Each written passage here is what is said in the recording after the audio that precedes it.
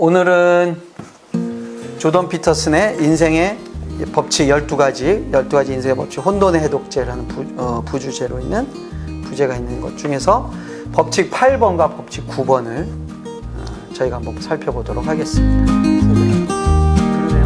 다음 주에 세개 한꺼번에.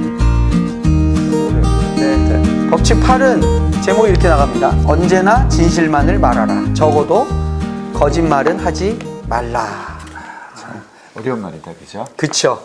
사실 우리가 너무나 당연한 것 같은데 우리 인생에 상당히 백색 거짓말, 네, 좋은 의미로서의 사실은 상대방을 배려하거나 상대방에게 부담을 주지 않기 위해서 우리가 거짓말할 때가 있잖아요. 그럼 우리가 왜 하얀 거짓말이라고 보통 말하잖아요. 근데 그런 것이 이 사람은 좋은 게 아니라는 거야. 그것도 하지 말라는 거예요? 네. 왜냐? 그것 자체가 사실은 그 사람에게도 안 좋고 그 사람으로 하여금 진실을 파악하지 못하게 하고, 또 하나 뭐냐, 우리도 왜 그렇게 하느냐, 어색하거나 난감한 상황을 회피하려고 하는 우리의 의도가 있다는 거야. 회피. 네. 그렇죠. 맞아요. 네. 왜냐하면 불필요한 갈등을 일으킬 것 같고 서로 어색해지고 관계가 어려워질 것 같으니까 진실을 말하지 않는다는 거예요. 네. 그래서 이제 여기 앞에 보면 이 사람이 뭐 병원에서 있었던 해프닝 같은 걸 얘기를 해요. 그러니까 심지어는 상대방이 이제 정신병 환자야. 그런데 그 사람이 무언가를 물어보는 거야. 왜 여기 있어요? 그러면서 뭐 하는 거예요? 나도 같이 갈 수 있어요? 이렇게 물어봤을 때 이 임상에 이제 갔던 대학생이었던 본인이 또한 친구하고 이거 어떻게 말해야 되나? 같이 가자고 할 수도 없고, 그렇다고 그냥 단칼에 아니라고 말할 수도 없고, 그럴 때 이 사람이 거기서 굉장히 어떻게 보면 단도직입적으로 진실을 말해줬대요. 우리는 심리학을 공부하는 학생입니다. 선생님은 우리와 함께 하실 수 없습니다.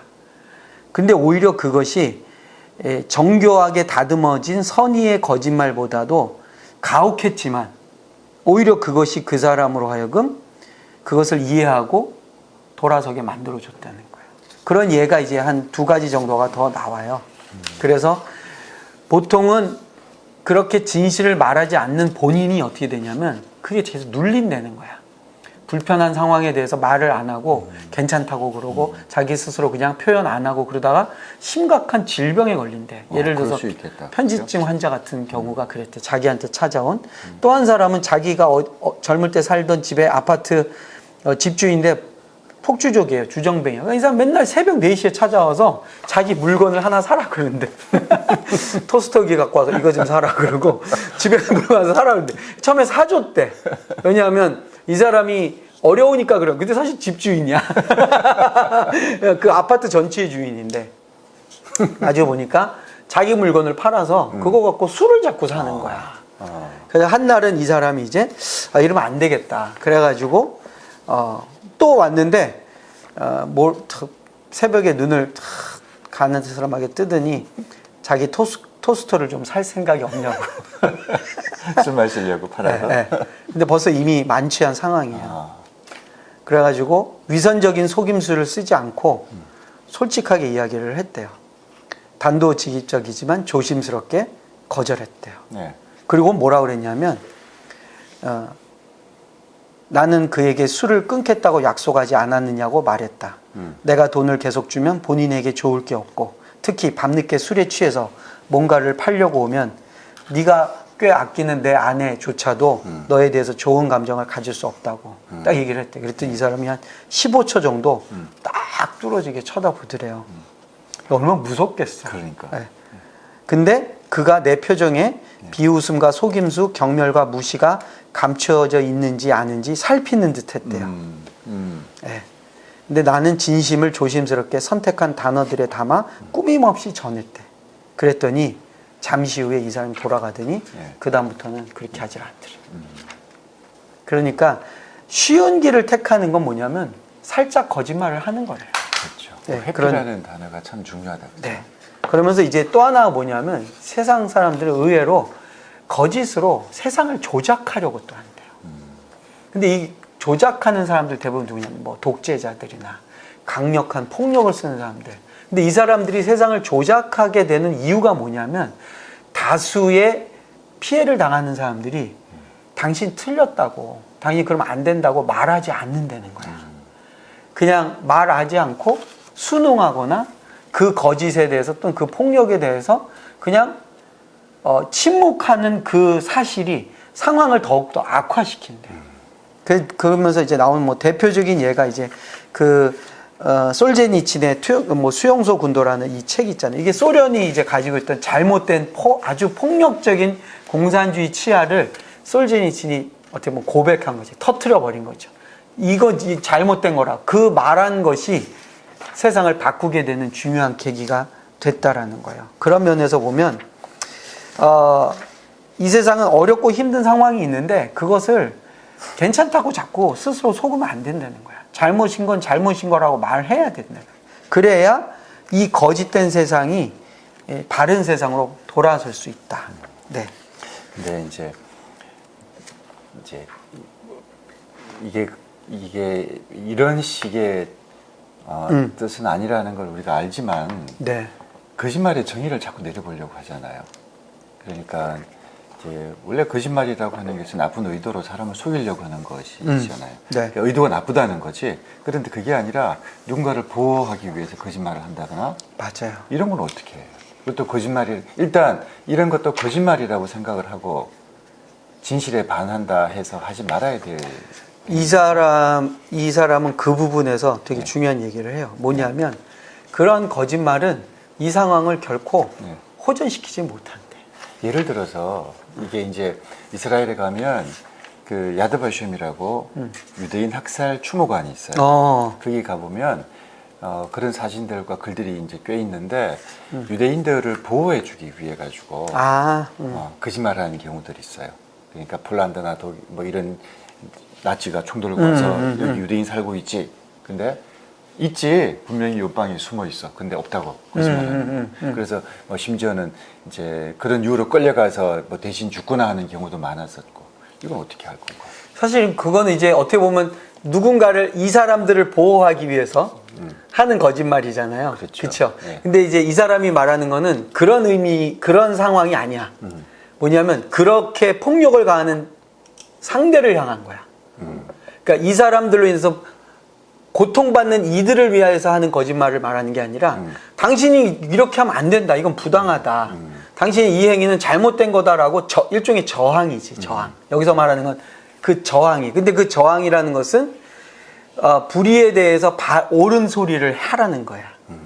예, 그것이 어렵고 힘들어도 그렇게 안 하면 세상은 점점 악한 것이 지배하는, 거짓이 지배하는 세상이 될 수밖에 없다 하는 게 이제 이 사람의 주장입니다. 그러니까 불의한 상대 혹은 불의한 상황에 대한 거짓말 얘기하는 거죠. 맞아요. 그러면서 이제 이 사람은 뭘 얘기를 하냐면 말에 대한 또 강조를 해요. 말. 이게 이제 진실과 거짓에 대한 건 결국 말이잖아요. 그러면서 또 성경 얘기를 해. 로고스. 예수님이 로고스. 이 세상은 말에 의해서 모든 것이 창조되었다. 그리고 그 말이라는 건 결국 뭐냐면 진실이라는 거야. 그 말이 거짓을 말하는 말은 세상을 아름답게 만들어내지 못한다. 이게 사실 참 간단한 진리거든요. 예를 들어서 이제 하나님이 커피를 만드시려고 커피 있으라 했는데 커피가 안 생기고 뭐 맥주가 생겼다거나 그러면 어떻게 돼? 그렇죠. 맞아요. 그러니까 그 말에서 그분의 입에서 나오는 모든 말은 바로 그것이어야만 하는 거잖아요. 맞아요. 그래서 여기 그 얘기가 딱 나옵니다. 기독교 전통에서 그리스도는 로고스, 즉 하나님의 말씀과 동일시된다. 태초에 하나님의 말씀으로 혼돈이 질서로 변했다. 그래서 혼돈으로부터 질서를 만들어내는 로고스는 자신을 포함한 모든 것을 하나님에게 제물로 바친다. 결국 뭐냐면 진실을 말하려면 희생이 따라온대요. 그 얘기를 또 해. 이 사람 그거를 굳이 회피하거나 외면하지 않아. 근데 놀라운 건 뭐냐면 기독교 종교도 그렇고 많은 신화도 그렇고 뭐냐면 진실을 말하는 상황에는 죽음을 향해 갈 수밖에 없대. 근데 그 죽음이 아니라 부활로 끝난다는 거야. 그래서 진실된 말을 해야 된다. 맞네. 그러니까 나는 그 회피라는 단어가 참 마음에 와닿는데 네. 대부분의 경우 뭐 우리가 그런 경험 많잖아요. 거짓말하는 사소하다고 생각하는 거. 대부분 회피라. 맞아요. 이 순간을 모면하려고 하는 것이고. 맞아요. 그러니까 그렇게 직시하는 데는 참 용기가 필요. 그러니까 거짓말을 하지 않는데 용기가 필요하네. 용기가 필요하다는 거고 또 하나는 뭐냐면 우리가 왜 자꾸 거짓말을 하냐면 내면적으로 심리학적으로 보면 이 거짓은 이 현실을 그냥 받아들이는 하나의 방편이래요. 이게 그게- 잘못되어 있는데 그렇지. 이 현실이 왜곡되거나 혼돈스러운데도 불구하고 이거 괜찮다라고 자꾸 자기가 스스로 생각하고 거짓말하는구나. 그렇게 거짓말을 또 얘기를 한대. 그게 우리가 갖고 있는 합리성의 문제래요. 합리성은 종종 어디로 가냐면 우리가 알고 있는 것이 전부고 이것이 세상에 대한 정확한 해석이라고 스스로 착각하게 만든대. 근데 세상은 합리적이지 않다라는 것을 우리가 인정하라는 거야. 그럼 이제 어떻게 해야 되느냐? 직면해야 된다는 거야. 거짓말 해가지고선 세상 바르게 살 수 없고, 그래서 뭐냐면은 이 세상이 잘못되어 있기 때문에 그 잘못된 것을 이 고통스러운 세상에 대해서 거짓말로는 이겨낼 수 없기 때문에 결단을 내리고, 예, 그리고 진실하게 살아야 되고, 그 다음에 또 뭐라고 얘기하냐면요, 예, 분명한 이 세상에 대한 생각, 어떻게 보면 그것이 야망이 좋을지 확신이 서지 않더라도 상관없다. 더 높은 꿈은 지위나 권력보다 인격과 능력의 향상과 관계가 있다. 지위는 언제라도 이룰 수 있다. 하지만 인격은 어디에서나 당신과 함께한다. 올바른 인격을 기르면 어떤 역경이라도 이겨낼 수 있다. 그러니까 단순히 거짓말을 한다는 것이 참 거짓을 말한다는 것 이상이다, 그죠? 맞아요. 이게 인격의 문제인데 나는 이 이야기를 들으면서 참 반성을 많이 하게 되네. 짧은 시간인데 사실은 내가 다른 사람에게 무슨 거짓말을 한 경우도 많지만 나 자신에게 거짓말을 한 경우가 더 많거든. 어쨌든 그거예요. 이 상황을 내가 그냥 직시하고 극복하기보다는 피해가는 거죠. 그걸 그럴듯하게 내가 네. 스스로 나에게 거짓말을 하는 그러니까 나한테 거짓말하는 거죠. 그 얘기예요. 시키고.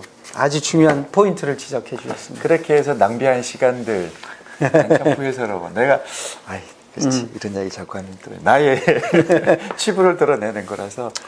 여기서도 짧은 예 중에 그게 나와요. 그러니까 자기가 하고 싶은 공부가 있는데 부모가 이거 하라고 막 강요하는 걸 받아들여서 그걸 했어. 근데 그 학교 가서 공부해보니까 안 행복해. 그럼 어떻게 해야 되느냐?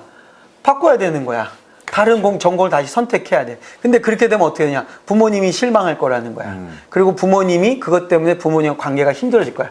그러더라도 네가 생각한 그것을 정직하게 바라보고 그 길로 가라.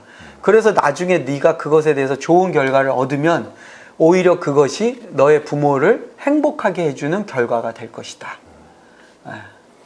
솔직하라. 그렇죠. 그렇네요. 아주 참 좋은 도전이 되는 장이었습니다. 감사합니다. 네.